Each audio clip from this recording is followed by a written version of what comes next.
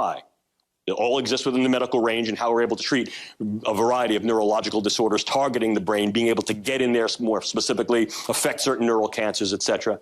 And what we can do with some of these drugs is we can also use these techniques that we're learning on the pharmaceutical side to modify certain bugs.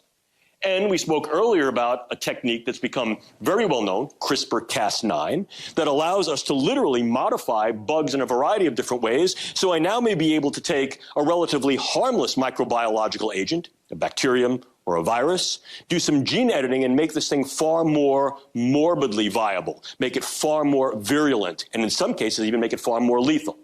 But I don't want lethality, at least not necessarily. What I want is high morbidity. I want people to complain.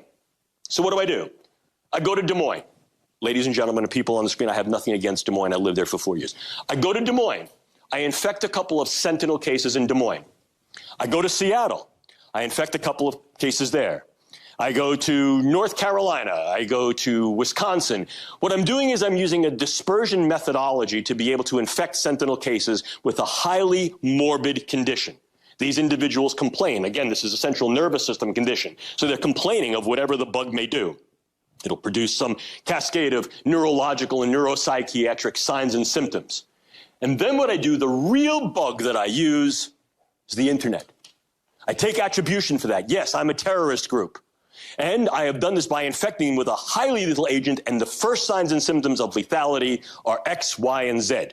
These people are really sick with this.